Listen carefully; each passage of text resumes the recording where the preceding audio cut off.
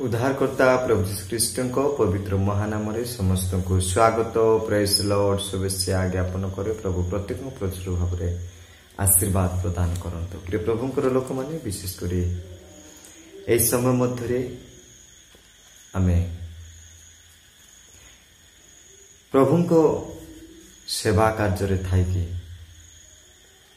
प्रभु को पथ अनुगमन करिकी प्रभु को अनुसरण करी निज जीवन को प्रभु को राज्य पाए प्रभु को सेवा पाए बलिदान देइथिबा त्याग कर देइथिबा आ सेवा निमंते निज जीवन को संपूर्ण भाव में समर्पण कर देइथिबा बाइबल रे यही प्रकार प्रभु को दास मानकर विषय को सेवा को आम देखि पारुछु। एणुक प्रेक्षक लोक मैंने आम जानी समस्ते प्रभु जिते बड़े पृथ्वी पृष्ठ थे आ सेवा कार्य से द्वादश शिष्यों को 12 जन शिष्यों को से मनोनीत करते। प्रभु लोक मैंने आज विशेषकर मुझे चाहे आज पर्यंत प्रिय प्रभुंर दास मान को ईश्वर सेवा कार्य मध्य प्रभु सेवा करथिबा मनोनीत दास मानकर मृत्यु हुई अछि। आज हानि देउछंती जेल रे नेउछंती माड मारुछंती हत्या करूछंती प्राणर जाली देउछंती ए पर्यंत चली रही अछि। आ प्रभु मत वाक्यर गोटे विषय लिखा जाए। एणुक मु आपण मानक निकट रे प्रभुंकर दास मानकर मृत्यु विषय रे अल्प समय कहबा चाहे। आ विशेषकर द्वादश शिष्य प्रभुंकर शिष्य मानकर जीशुख्रीष्टर शिष्य मानक मृत्यु कि प्रकार होइथिला से विषय अल्प समय कहबा चाहे। ए प्रसंग आपण मानक निकट रखिबा चाहे। विशेषकर प्रभु गोटे विषय कहले माते लिखित सुसमाचार 10 अध्याय तहिर 28 पदर जदि मु पाठ करबा ताहले जना पड़िबो। आ प्रभु कहउछंती मु पाठ करूछि 28 रे लिखा जाय प्रकार आ जो माने शरीर को बद्ध करंती किंतु आत्मा को बद्ध करि पारंती नाही सेमान को भय करो नाही भय न करो भय करो नाही बरं जे शरीर और आत्मा उभय को नरक विनष्ट करि पारंती ताहांको ही भय करो। प्रभु को गौरव हो प्रभु को नाम स्तुति प्रेज लोक माने एठारे देखंतु विशेषकर क्रिश्चियन लोक मान को पाई ताड़ निंदा अपमान ताड़ना नचेत जीवन प्रति विपद हत्या करिवे बध करिवे नाइ तो कारागार रोध करिवे करड़ा प्रहार करिवे ए समस्त विषय रही अछि ख्रीष्टीय लोक मान जीवन रे। एठारे आमे देखु प्रभु कहउछन जे माने शरीर को बध करंती सेमान को भय करो नै। प्रेषक लोक माने बाइबल रे आमे देखु प्रभुंकर सेवा कार्य रही दास मान जीवन को कि प्रकार ताड़ना निंदा अपमान जेल रहा पड़ा करड़ा प्रहार खाइबा पड़ा अनेक लोक मृत्यु यही प्रकार है कि दुखर विषय अवश्य किंतु प्रभुंकर गौरव हो आज निज जीवन को प्रभु सेवा पाई बलि देकी आज अनेक आत्मा मानकर जीवंत साक्ष्य स्वरूप होती अनेक विनष्ट आत्मा मानक ईश्वर को राज्यर अधिकारी हेबा निमित्त पथ दे अछंती। प्रभु को नाम गौरव अवश्य ख्रीष्टीय जीवन रे दास दास मान जीवन रे एही प्रकार मृत्यु रही अछि अपमान ताड़ना ए प्रकार कष्ट दुख रही अछि किंतु प्रभु कहले अवश्य तुम शरीर को जे बद्ध करे से विषय को भय करना समान को भय करना बर जे तुम आत्मा एवं शरीर को नरक निक्षेप करते जहाँ पाखर सक्षम रही अछि ताहां भय कर। आसंतु प्रिय प्रभु को लोक माने देखिबा आउ जीशुख्रीष्टर शिष्य मान को मृत्यु कि प्रकार होइथिला। प्रथम मु आपण मान को कहबा चाहे प्रथम शिष्यंकर नाम पीतर पीतर पीतरंकर मृत्यु यही प्रकार होइथिला। पीतरंकर मस्तक को तले और पाद को ऊपर करी ओलोटा क्रूशविद करा जाइथिला। पितरंकर शिशुंकर मृत्यु यही प्रकार होता। ମସ୍ତକ ତଳେ କରାଯାଇଥିଲା, ପାଦ ଉପରେ କରିକି ଉଲ୍ଟା କ୍ରୁଶରେ ଟଙ୍ଗା ଯାଇଥିଲା ବା କ୍ରୁଶ ବିଧ କରାଯାଇଥିଲା। ଏହି ପ୍ରକାର କରିବା ଦ୍ୱାରା ତାଙ୍କର ପ୍ରାଣ ଅର୍ଥାତ୍ ସେ ମୃତ୍ୟୁ ହୋଇଥିଲେ। ପ୍ରଭୁଙ୍କର ଲୋକମାନେ ଦ୍ୱିତୀୟ ଶିଷ୍ୟଙ୍କର ନାମ ହେଉଛି ଆନ୍ଦ୍ରିୟ। ଆନ୍ଦ୍ରିୟ ବିଶେଷ ଆମେ ଜାଣୁ ଇଂରାଜୀ ଅକ୍ଷର ପ୍ଲସ୍ ଏକ୍ସ ଇଂରାଜୀ ଅକ୍ଷରର ଯୋଉ ଏକ୍ସ ଅଛି, এই ଏକ୍ସ ଆକାରର କ୍ରୁଶରେ କ୍ରୁଶବିଦ ଆନ୍ଦ୍ରିୟଙ୍କୁ କରାଯାଇଥିଲା ହୋଇଥିଲା। ଆଉ ଗ୍ରୀସରେ ପ୍ଲସ୍ କ୍ରୁଶ ଚିହ୍ନରେ ପ୍ଲସ୍ କ୍ରୁଶରେ 2 ଦିନ ଗଲା ପରେ ୟାଙ୍କର ପ୍ରାଣ ବା ଜୀବନ ମୃତ୍ୟୁଦଣ୍ଡ ହୋଇଥିଲା। ଆଉ ଏହି ଶିଷ୍ୟଙ୍କର ମୃତ୍ୟୁ ଏହି ପ୍ରକାର ହୋଇଥିଲା। ପ୍ରଭୁଙ୍କ ଲୋକମାନେ ତୃତୀୟ ଶିଷ୍ୟଙ୍କର ମୃତ୍ୟୁ, ତାହାଙ୍କର ନାମ ହେଉଛି ଯାକୁବ। ଯଦି ଆମେ ଦେଖିବା ପ୍ରେରିତ ପୁସ୍ତକ 12:2 ଲେଖାଯାଏ, ସେଠାରେ ପାଠ କଲେ ଆମେ ଜାଣିପାରା ଯାକୁବ ଶିଷ୍ୟର ମୃତ୍ୟୁ କି ପ୍ରକାର ହୋଇଥିଲା। ରାଜା ଦାଉଦଙ୍କ ଦ୍ୱାରା ମସ୍ତକ ଛେଦନ କରାଯାଇଥିଲା। ଆଉ ଯାକୁବଙ୍କୁ ରାଜା ଦାଉଦଙ୍କ ଦ୍ୱାରା ମସ୍ତକ ଛେଦନ କରାଯାଇଥିଲା, ତା ମୁଣ୍ଡ କାଟି ଦିଆଯାଇଥିଲା। କାହାକୁ? ଶିଷ୍ୟ ଯାକୁବକୁ। ପ୍ରଭୁଙ୍କର ଲୋକମାନେ ଆଉ ଶିଷ୍ୟ ଯାକୁବଙ୍କର ମୃତ୍ୟୁ AD 44 ଜେରୁସାଲେମରେ ହୋଇଥିଲା। ଆଉ ଜେରୁସାଲେମରେ ତାଙ୍କର ମୃତ୍ୟୁ ହୋଇଥିଲା। ଜେରୁସାଲେମରେ ତାଙ୍କୁ ମାରି ଦେଇଥିଲେ। ପ୍ରଭୁଙ୍କ ନାମ ଗୌରବ ହଉ, କାରଣ ପ୍ରଭୁଙ୍କର ବାକ୍ୟରେ ଲେଖାଯାଏ, ଯେଉଁମାନେ ନିଜ ଜୀବନ ବଞ୍ଚାଇବାକୁ ଚେଷ୍ଟା କରନ୍ତି ସେମାନେ ହରାନ୍ତି, କିନ୍ତୁ ଯେଉଁମାନେ ପ୍ରଭୁଙ୍କ ପାଇଁ ଜୀବନ ଦିଅନ୍ତି ସେମାନେ ଜୀବନକୁ ବଞ୍ଚାନ୍ତି। ବାଇବଲ ଏହା ପ୍ରକାଶ କରେ। ଯେଉଁ ପ୍ରଭୁଙ୍କ ଶିଷ୍ୟମାନେ ପ୍ରଭୁଙ୍କ ନିମନ୍ତେ ପ୍ରାଣ ଦେଲେ, ଜୀବନ ଦେଇଅଛନ୍ତି, ଆଜି ସେମାନଙ୍କ ଜୀବନ ସୁରକ୍ଷିତ ଅଟେ, ବଞ୍ଚାଇ ଅଛନ୍ତି, ଜୀବନ ପାଇ ଅଛନ୍ତି। ପ୍ରଭୁଙ୍କ ନାମ ଗୌରବ। ପ୍ରେଜ୍ ଦ ଲର୍ଡ। ଆଉ ଦେଖିବା ଚତୁର୍ଥ ଶିଶୁଙ୍କର ନାମ ହେଲା ଜୋହନ। ଜୋହନକୁ ରୋମରେ ହତ୍ୟା ମୃତ୍ୟୁଭୋଗ କରିବାକୁ ପଡ଼ିଥିଲା। ଜୋହନ ତତଲା ଗରମ ଫୁଟା ତୈଳରେ କଡ଼େଇରେ ପାତ୍ରରେ ଫୁଟା କଡ଼େଇରେ ତୈଳ ରୋକିକି ଫୁଟେଇକି ଯୋଉ ତୈଳରେ ତାହାଙ୍କୁ କଣ କରାଯାଇଥିଲା? ପକା ଯାଇଥିଲା। ତୈଳରେ ଆମେ ଯେମିତିକି ତୈଳ ଫୁଟୁଥାଏ, ସେଇ ପ୍ରକାର ତୈଳରେ ତାହାଙ୍କୁ କଣ କରାଯାଇଥିଲା? ଡୁବା ଯାଇଥିଲା, ପକା ଯାଇଥିଲା। ତଥାପି ସେ ମୃତ୍ୟୁ ହେଲେ ନାହିଁ, ବଞ୍ଚିଥିଲେ, ଜୀବିତ ଥିଲେ। କିନ୍ତୁ ତାପରେ ଆଉ ବିଶେଷ କରି ଏଇ ଜୋହନଙ୍କର ମୃତ୍ୟୁ ସ୍ୱାଭାବିକ ଭାବରେ ହୋଇଥିଲା। ପରେ ତାଙ୍କ ଗରମ ତୈଳରେ ପକାଇଲେ, ତତଲା ତୈଳରେ ପକାଇଲେ, ତଥାପି ତାଙ୍କର ମୃତ୍ୟୁ ହେଇପାରିଲା ନାହିଁ। ପ୍ରଭୁଙ୍କ ନାମ ଗୌରବ। ପଞ୍ଚମ ଶିଷ୍ୟଙ୍କର ନାମ ହେଲା ଫିଲିପିଓ, ଯାହା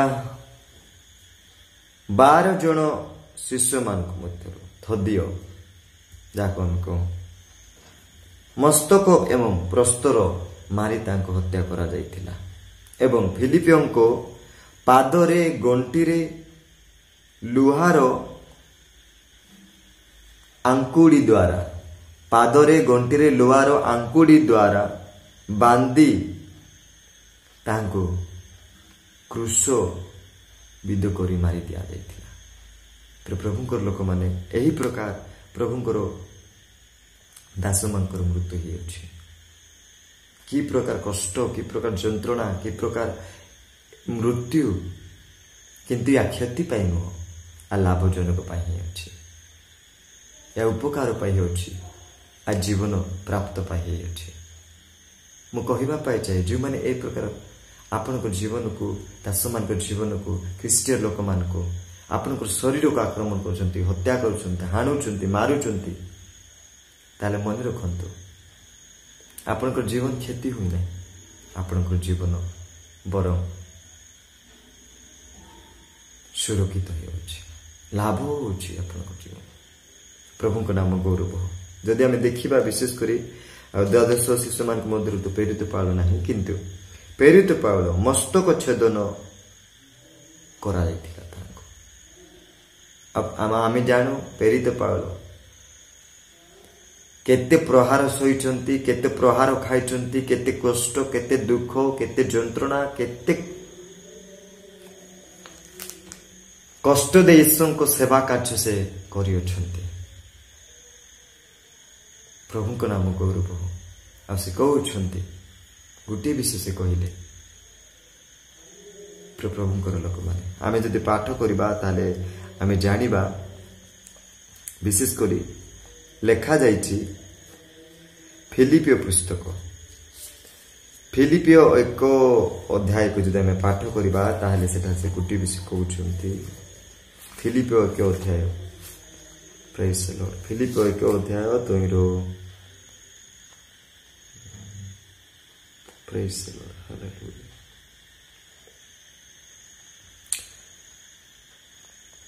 प्रेज गॉड देखो तो मु पाठ करूछि 21 पदर लिखा जाए कारण मो पक्षर जीवन धारण ख्रीष्ट पुणी मृत्यु भोग लाभजनक प्रभु सेवा से कहउछंती प्रभु सेवा रे मरिबा पाई मो जीवन रे लाभजनक क्षति न लाभ होउछि जदि लाभ होउछि मृत्यु रे ताले से मृत्यु रे किछि भय नाही किछि डर नाही जे आशंका न जो मृत्यु अनंत जीवन अटे जो मृत्यु मरिबा द्वारा अनंत जीवन मिले जो मृत्यु रे मरिबा द्वारा स्वर्ग मिले जो मृत्यु मरिबा द्वारा प्रभु मिलंती जो मृत्यु मरिबा द्वारा हमको से स्वर्ग रो पुरस्कार मिले ताहले से प्रकार मृत्यु रे काहे की भय काहे की डर प्रेषक लोक माने प्रेरित पाल या कहउछंती जदि हम षष्ठ शिशुंकर नाम देखिबा बर्थलमी एशिया रे तुर्की रे तांकर प्राणदंड होइतिला आउ तांको एही प्रकार करोड़ा प्रहार द्वारा मारी तांकर मृत्यु होइतिला करोड़ा प्रहार करी माड मारी तांको देहरु की जंत्रणा की कष्ट करोड़ा प्रहार कले मांड मारिले एवं तांको शरीर चमड़ा को देहरु चर्म को संपूर्ण भाव कौन करते से माने कौन छड़ाई देथिले माने चमड़ा को से माने काढ़ी देथिले शरीर ठार एही प्रकार प्राण दंड एही प्रकार मृत्यु तांको रहिथिला प्रभु को नाम गौरव सप्तम शिशुंकर नाम देखिबा आमे थमा जाको दिदुम बोली के कहउचंती आ विशेष करी एही थमा आमनकर भारत रे आसिले आ तांकर द्वारा आज ए भारत मध्य सुसमाचार प्रसारित होइछि प्रथम भाबरे आसिले एवं प्रभुंकर से सुसंवाद को आनिकी आज भारत रे सुसमाचार प्रसारित हेबार अनेक आत्मा मान सुरक्षा अनेक विनष्ट आत्मा माने रक्षा पाउछन्ति प्रभु को ग्रहण करूछन्ति स्वर्गराज अधिकारी हेबा पाई आज पथ पाई अछन्ति प्रभु को नाम गौरव आ थमा को एई प्रकार मृत्यु एई प्रकार तांकर मृत्यु हेतिला थमा को वर्षा द्वारा विध करी तांको हत्या करा जायतिला प्रभु को नाम गौरव हो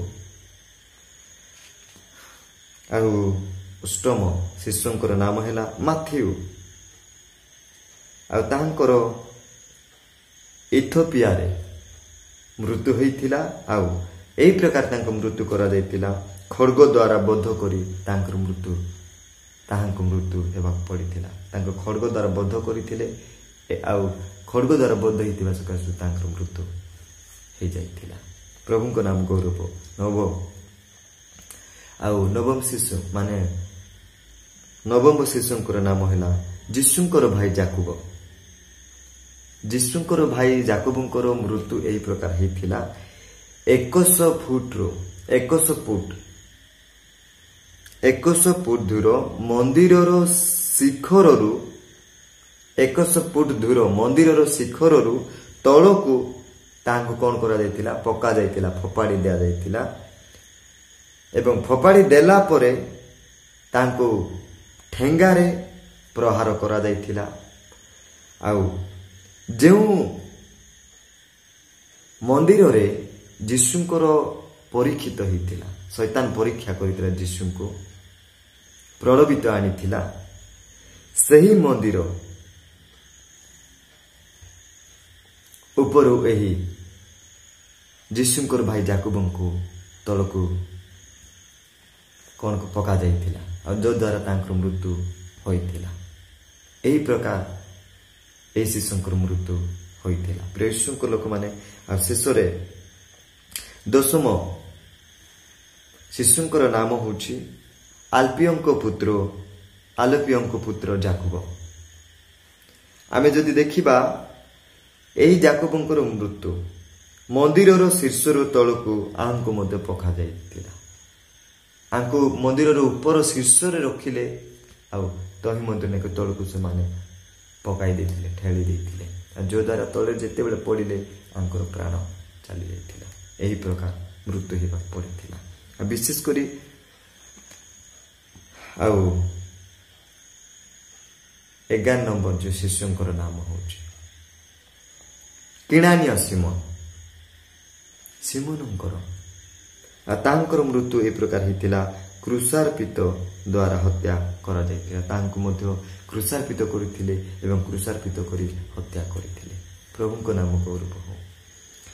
ପ୍ରେଜ୍ ଦ ଲର୍ଡ, ହାଲେଲୁୟା। ଶେଷରେ ମୁଁ କହିବା ପାଇଁ ଚାହେଁ ଯାହାକି ଶିଷ୍ୟମାନଙ୍କ ମଧ୍ୟରୁ 12 ଜଣ ଇସ୍କାରିତା ଜିହୁଦା ଥିଲେ, ଯାହା ନିଜର ଟଙ୍କା ଲାଳସା ପାଇଁ ପଦବୀରୁ ତାହାଙ୍କୁ ସେ ନିଜେ ଟଙ୍କା ଲାଳସା ପାଇଁ ପଦବୀରୁ ବହିଷ୍କୃତ ହେଇଥିଲେ, ତିରସ୍କୃତ ହେଇଥିଲେ। ସେଇ ଇସ୍କାରିତା ଜିହୁଦାଙ୍କର ମୃତ୍ୟୁ ଏହି ପ୍ରକାର ହେଇଥିଲା। ସେ ନିଜେ ହିଁ ସେ କଣ ମୃତ୍ୟୁ ହେଇଥିଲେ, ଅର୍ଥାତ୍ ନିଜେ ବେକରେ ଦୌଡ଼ି ଦେଇ ଫାଶୀ ହେଇକି ସେ ମରିଥିଲେ। ପ୍ରଭୁଙ୍କ ଲୋକମାନଙ୍କୁ କହିବା ପାଇଁ ଚାହେଁ ଆଜି ମଧ୍ୟ ପ୍ରଭୁଙ୍କର ଲୋକମାନଙ୍କୁ, ପ୍ରଭୁଙ୍କର ଦାସମାନଙ୍କର ମୃତ୍ୟୁ ପ୍ରଭୁ କହିଲେ ଯେଉଁମାନେ ଶରୀରକୁ ବୋଧ କରୁଛନ୍ତି, ଯେଉଁମାନେ ଶରୀରକୁ କ୍ଷତି କରୁଛନ୍ତି ସେମାନଙ୍କୁ ଭୟ କରନା। ଏଣୁ ଆସୁ, ହୁଏତ କିଏ କହିପାରେ ଆମେ ଖ୍ରୀଷ୍ଟିଆନ ଜୀବନ, ଆମେ ପ୍ରଭୁଙ୍କୁ ପାଇଅଛୁ, ଆଉ ହୁଏତ ଏ ଜଗତର ଲୋକମାନେ ଆପଣଙ୍କ ଶରୀର ପାଇଁ, ଆପଣଙ୍କ ଜୀବନ ପାଇଁ ହୁଏତ ଆପଣଙ୍କ ପ୍ରହାର କରିପାରନ୍ତି, ଜେଲରେ ନେଇପାରନ୍ତି, ବଦ୍ଧ କରିପାରନ୍ତି, ହତ୍ୟା କରିପାରନ୍ତି, ବିଭିନ୍ନ ପ୍ରକାର ବିଷୟ କରିପାରନ୍ତି। କିନ୍ତୁ ମନେ ରଖନ୍ତୁ, ଆପଣ ଯଦି ନିଜକୁ ବଞ୍ଚାଇବାକୁ ଚେଷ୍ଟା କରୁଛନ୍ତି ତାହେଲେ ଆପଣଙ୍କ ଜୀବନ ଆପଣ ସମ୍ପୂର୍ଣ୍ଣ ଭାବରେ ହରାଉଛନ୍ତି। ଆଉ ଯଦି ପ୍ରଭୁଙ୍କ ପାଇଁ ଜୀବନ କ୍ଷେପଣ କରୁଛନ୍ତି ବା ପ୍ରଭୁଙ୍କ ପାଇଁ ଜୀବନ ସମର୍ପଣ କରୁଛନ୍ତି ତାହେଲେ ସେ ଜୀବନ ହରାଉନାହାନ୍ତି, ବରଂ ବଞ୍ଚାଉଛନ୍ତି, ଆଉ ସେଇ ଜୀବନ ଆପଣଙ୍କ ପାଇଁ ଲାଭଦାୟକ। ଏଣୁ ଆସୁ ପ୍ରଭୁ ଆମ ପ୍ରତ୍ୟେକଙ୍କୁ ପ୍ରଚୁର ଭାବରେ ବାକ୍ୟ ଦେଇ ଆଶୀର୍ବାଦ ପ୍ରଦାନ କରନ୍ତୁ। ଆମେନ୍।